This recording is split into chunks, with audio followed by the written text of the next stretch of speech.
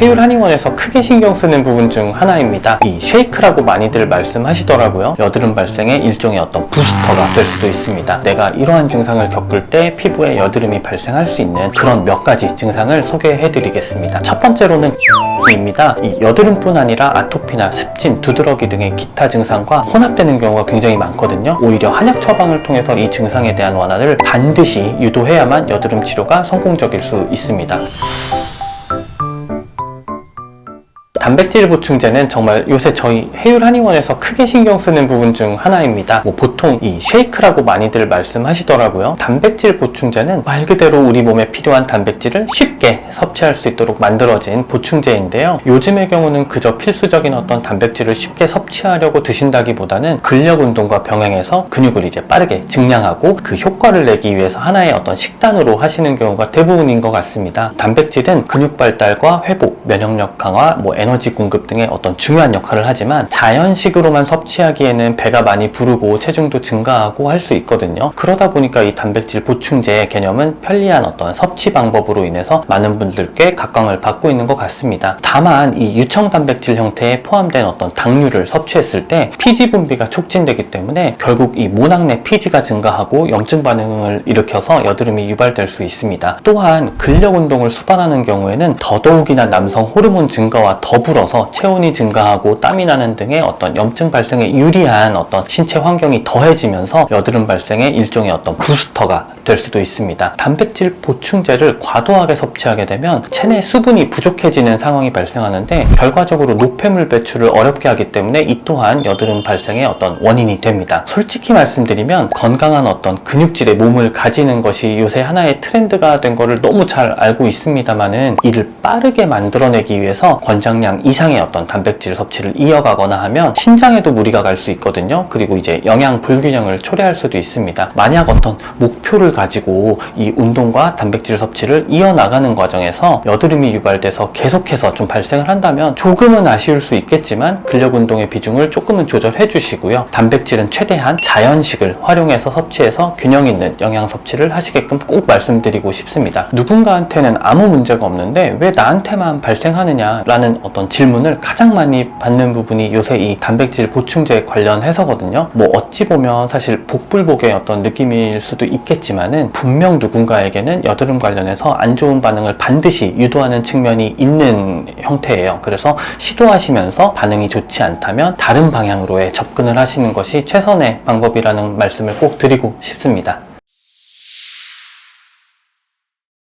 항상 말씀드리는 것이 피부도 결국 사람 몸을 구성하는 그 일부라는 건데요. 피부는 무언가 외적인 부분과 연관이 이제 깊다 보니까 몸의 다른 부위의 어떤 건강 상태와는 연관을 굳이 짓지 않거나 혹은 짓고 싶어 하지 않는 경우가 많습니다. 피부의 건강 상태, 특히 어떤 염증의 발생은 절대 내 몸의 건강 상태와 무관하지 않다는 점을 꼭 기억해 주셨으면 좋겠습니다. 결국 어떠한 증상이 될지라도 몸에 발생하였을 때 피부에도 분명히 영향을 주는 바가 이제 있을 수밖에 없기 때문에 증상을 몇 개로 특정해서 말씀드리는 것이 아주 정확하지 않을 수는 있겠으나 조금은 그래도 대표적인 이를테면 내가 이러한 증상을 겪을 때 피부에 여드름이 발생할 수 있는 그런 몇 가지 증상을 소개해 드리겠습니다. 첫 번째로는 간염입니다. 간은 이른바 어떤 침묵의 장기라고 하죠. 초기에 뚜렷한 증상이 잘 나타나지 않기 때문에 간 건강과 어떤 피부 연관을 짓기가 참 어려운 부분이 있는데요. 간 기능이 저하되면 피부에 각질이 워낙 잘 일어나서 건조해지고요. 소양감이 발생을 합니다. 칙칙한 피부톤이 발생하면서 방금 말씀드린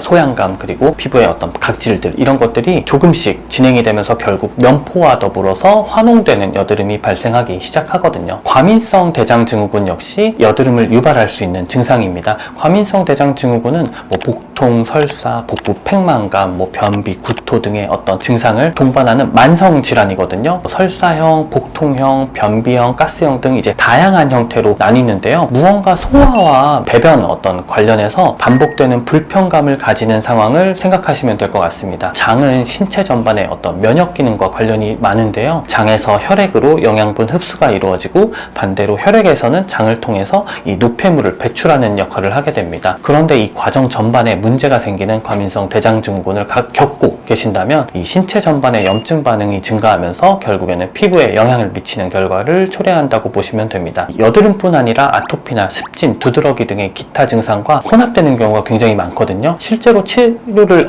진행할 때에도 이 과민성 대장증후군이 병발하는 경우, 이제 같이 발생하는 경우는 오히려 한약 처방을 통해서 이 증상에 대한 완화를 반드시 유도해야만 여드름 치료가 성공적일 수 있습니다. 급성으로 생긴 장염이나 급체 증상에도 일부 여드름이 유발될 수 있고요. 마찬가지의 의미에서는 급성의 감염성 질환이죠. 감기 같은 발열성 증상에도 여드름이 같이 유발될 수 있습니다. 다낭성 난소증후군에 대해서는 많이들 들어보셨을 거예요. 몸에 어떤 증상이 발생했을 때 여드름이 유발되는 대표적인 예라고 보시면 될 것 같습니다. 인슐린 저항성과 남성 호르몬인 안드로겐 과다혈증, 비정상적인 호르몬 분비 등이 이 증상의 특징이 되다 보니까 피지 분비로 인해서 급격하게 명포 발생이 증가하는 양상을 보입니다. 물론 외부 치료도 중요하겠지만은 한약 처방을 통한 증상 완화가 굉장히 중요한 증상이라고 보시면 되겠습니다. 조금은 생소할 수 있는 증상을 한번 언급해 보겠습니다. 바로 루푸스라고 불리는 전신 홍반성 루푸스 질환인데요. 자가 면역 질환의 일종이거든요. 면역 체계에 이상이 일어나서 내 몸 이곳저곳을 공격해서 염증을 유발하는 형태라는 건데요. 홍반이라는 단어에서도 알 수 있듯이 피부와 피부 주변 혈관에 염증이 발생해서 여드름, 모낭염 혹은 주사 피부염과 매우 유사한 형태를 나타내게 됩니다. 다만 이 루푸스 증상의 특징으로는 콧대를 중심으로 한 나비 모양의 홍반, 그리고 피부 이곳저곳에 비슷한 홍반이 같이 발생하고요. 그냥 피부 관련 증상뿐만이 아니라 되게 극심한 피로, 그리고 이제 관절통 같은 증상을 수반하기 때문에 만약에 제가 방금 말씀드린